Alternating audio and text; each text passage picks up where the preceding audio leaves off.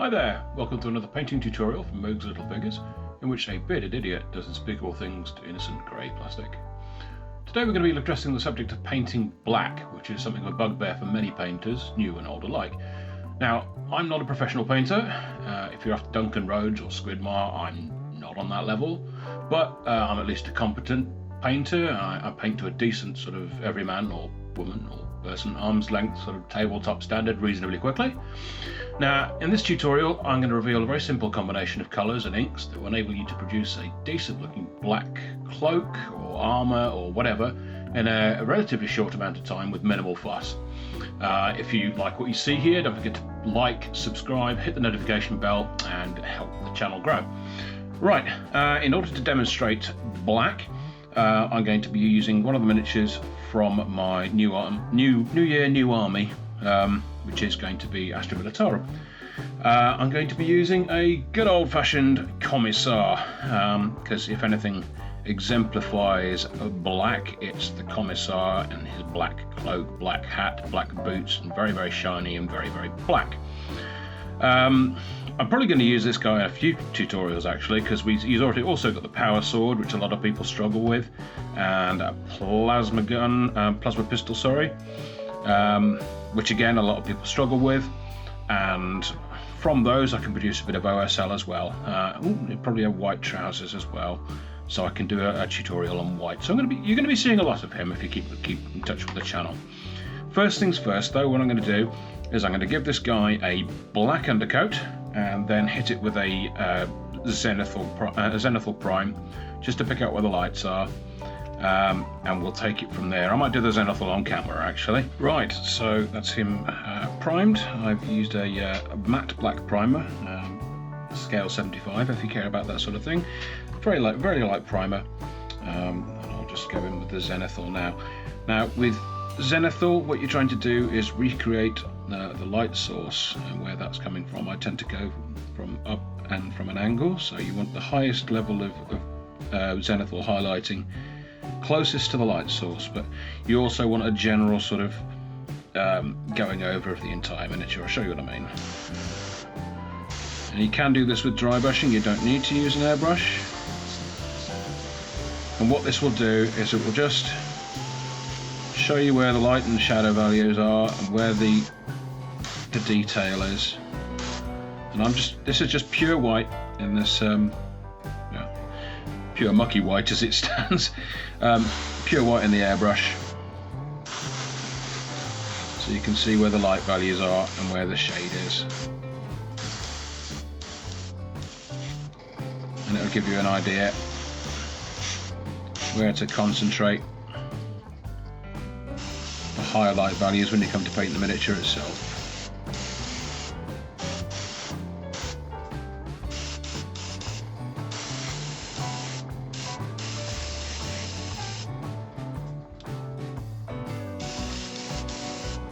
So, top of his hat there. A bit counterintuitive to go over him in white if you're going to be painting him black, but it does help to get a sense of where everything is on the miniature in terms of light and shadow. So I'll just clear out my airbrush and we'll get on to actually painting the black. Right, you'll see that I've got my wet palette out now, because I'm going to be blending a little bit, and wet palettes really do help with that. And you'll notice that I've got 3 colours on my palette, and none of which are black, which again seems fairly counterintuitive, but the important thing to remember about black is it's very seldom actually black. And if you look at the handle, the painting handle here, you'll see there's reflected colours and all sorts going on there. Reflected colours from the monitor, from things around on the desk. So it's not just black. So what I've got here is what's going to end up being the mid-tone for the black I'm going to be doing. And that is Army Painter Necromancer Cloak. The closest Games Workshop paint to Necromancer Cloak is probably Eshin Grey or something akin to that. Next to it I've got Dark Stone, which the nearest equivalent would be probably something like oh, I don't know, dried bark or something like that. And then I've got some uniform grey next to that, which, well, I'm not entirely sure what that would be. Some sort of grey colour. It's not a blue grey, it's a sort of a warm grey, that one. So we're going to start off by laying down the mid-tone on the miniature. That's a little bit of medium there, matte medium. It's actually Green Stuff World's master medium, which I found to be absolutely fantastic. So let's get a bit out on the brush. It's a Citadel base brush. Just proving you don't need the smallest brush on the market in order to paint a miniature. You can certainly paint with a larger brush.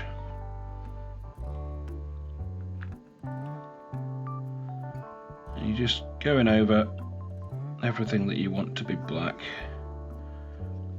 with that mid-tone there. So you'll end up with a nice, warm, leathery black, hopefully. Now I'm basing this guy on some very old Imperial Guard artwork, probably the first, no, not probably, it was the first Imperial Guard box to come out in plastic way back in the late 80s, possibly even early 90s actually, I forget. And the wonders of preparation.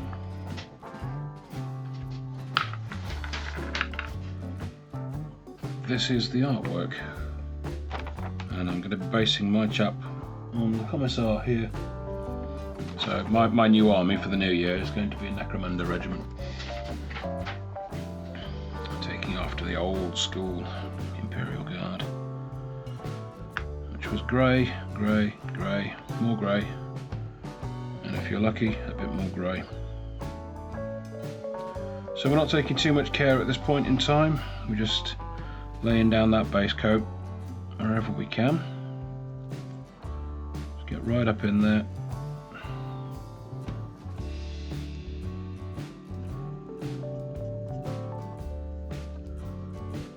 There we go.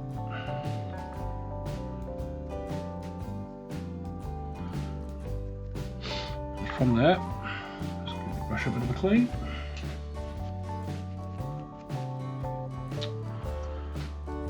From there, we're going to take it up a notch with the dark stone, which is a warm brown grey, but we're going to mix a bit more of the darker tone into that, so we get a bit more of a sort of a halfway between the two. Get a fair bit of that off your brush because it's almost going to be a dry brushing technique. We're just going to hit up the more raised areas.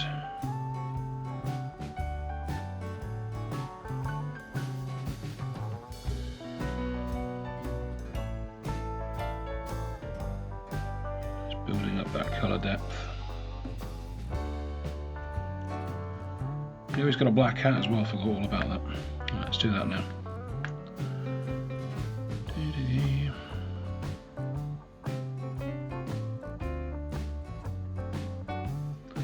And he's got black boots. So again, we'll go there with the black boots.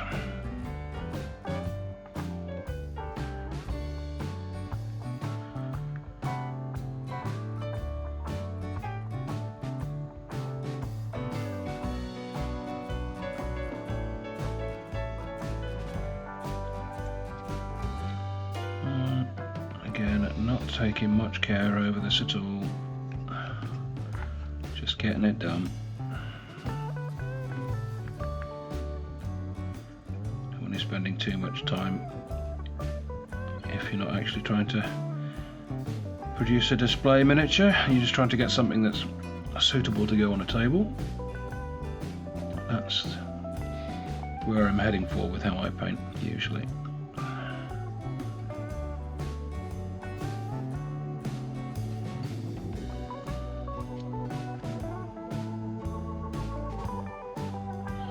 He's got a bionic arm. I didn't notice that. Okay, we'll deal with that later. Excellent.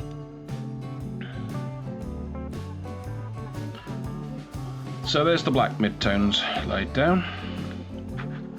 I'll mix a bit more of that brown in. I mean, ideally, if you're doing this, you want to kind of leave it to dry a bit more than I'm doing here. But it's giving it a sort of a bit of a wet blending effect, which is good. So again, we're just going into onto the highest areas, the raised areas. I'm not doing too careful because we're just raising the colour level rather than actually worrying about getting the highlights in completely the right place. So around the edges of that hat, just over the top of the detail, picking out the raised areas as if you were dry brushing.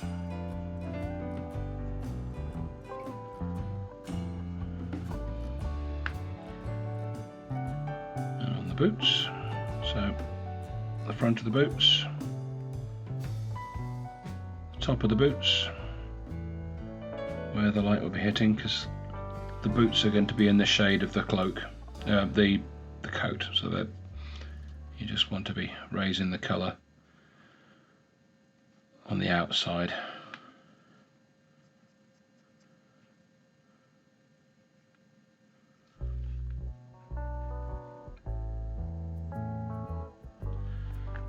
Okay. Oops. And now we're going to get a bit of that and a bit of that, mix it together.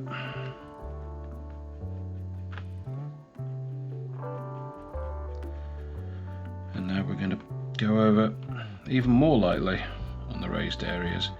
This time we're going to be a bit more conscious of where the light will be coming from. So hitting up the top of his hat.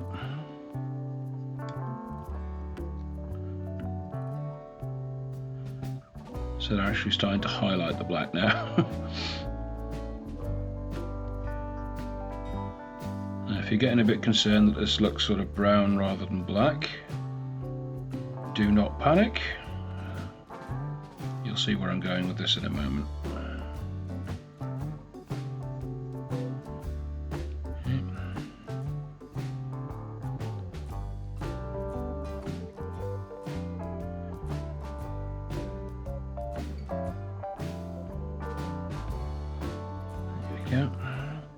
So we've still got the deeper colour in the recesses, what recesses there are, and we've got kind of a warm black going on there.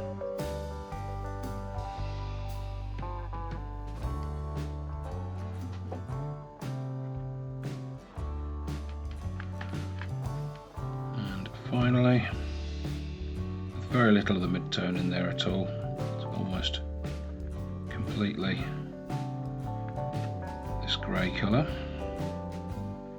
possibly administratum grey, basilicanum grey, one or the other.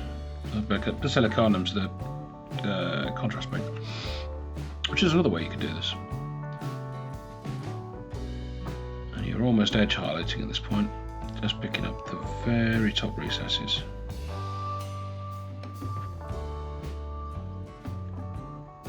Top recesses. Very top highlights, you know what I'm talking about.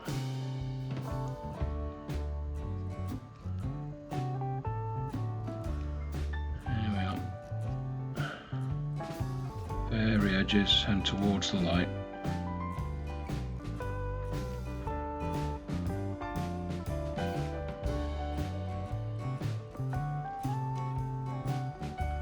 Edge of his hat.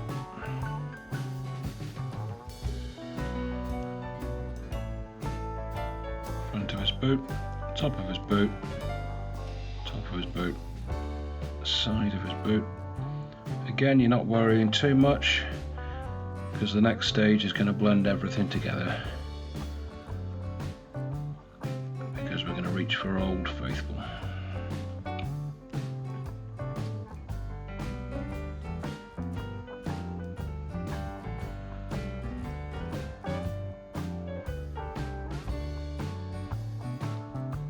Just laying down the basic light levels, sketching almost where the light is going to be, and providing some depth and warmth. It looks almost grey at this point, as it should. Right, I'm going to let that dry, and then we'll come in with the next stage of things. Okay, right, that's the coat nice and dry now. The only other thing I've done off camera is to give some of the areas that are going to be red eventually 2 thin coats of grey cere, just so I can tell what's what. I'll probably use contrast paint for the red, so grey cere is an ideal colour to paint that. Right, a secret weapon, good old fashioned Nuln oil. Now what this will do, if I can manage to not spill it everywhere, just using it, put it on the wet palette, chuck a bit of medium in there. Water will do if you've not got medium. All the medium does is preserve the pigment density in the paint, so you get better coverage and a thinner paint.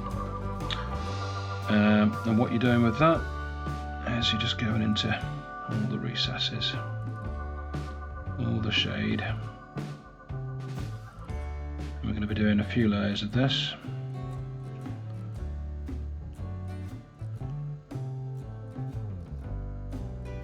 With it thinned down, it's very much like a glaze, and then you just build it up and build it up.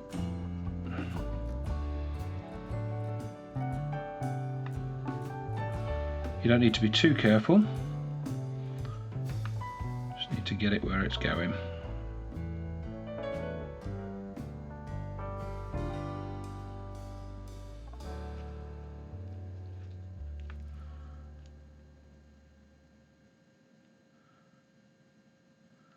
There we go.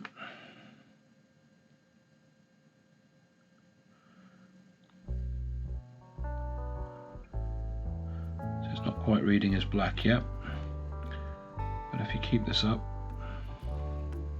it eventually will. A little bit more. See, Nuln oil isn't pure black either. It's got some grey notes, some green notes, even some brown notes in there.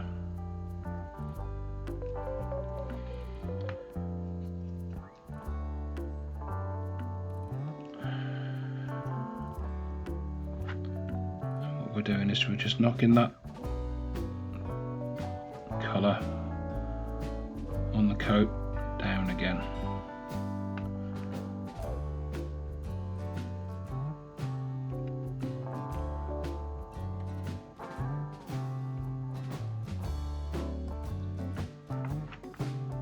Try not to let it pool anywhere, because it's a glaze more than a wash. So we're using it to tint rather than fill in the recesses.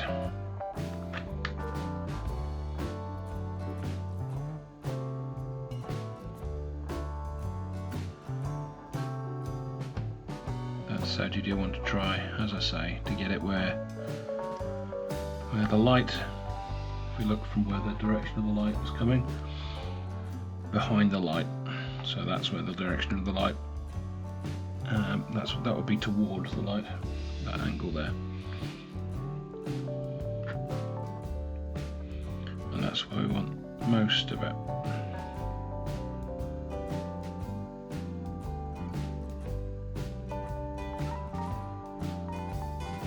Just keep taking it down and down.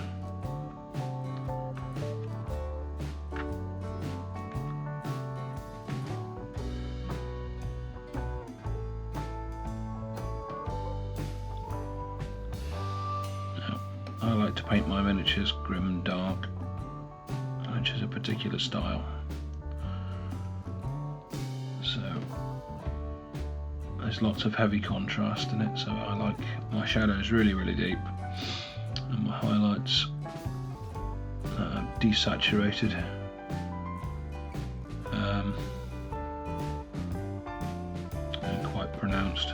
if sparing. And what that does is it puts the miniature in a sort of a moody setting, rather than making the miniature grungy, as it were, which is another legitimate grimdark style.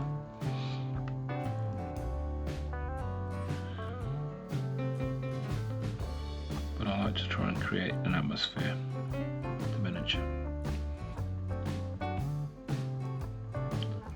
So I'm going to keep going with that, and we'll come back to you once it's finished. And there we go. Right, full disclosure, I wasn't getting quite the coverage with the Nuln Oil that I was hoping for. I don't know whether the paint's settled or gone off or something like that, but it wasn't behaving as it normally does. So what I ended up doing was mixing in a bit of Black Templar with it as well. Black Templar is fantastic for glazes, by the way. Just dilute it a bit, off you go. Fantastic stuff. So that's what I did to deepen the shadows right down. What you get is a rather subtle effect, but it's a far more natural black than you would get if you were to just paint the entire thing black, and I think it works. What you could do instead of using brown is you could use blues instead, to get a sort of a colder black colour. Or you could go over this with a blue wash, perhaps, just to filter again the colours and just change everything up. So anyway, that's a reasonably quick and relatively painless way to paint fairly natural looking black. So if you enjoyed this and you found it useful, please hit like and subscribe and hit the bell. Now, I'm not made of time, but I've got a rather busy job, but I'm going to try, if I can, this year to produce a tutorial of some sort every week around Sunday. So if you'd like to continue watching, hit like and subscribe, and I'll see you in the next one.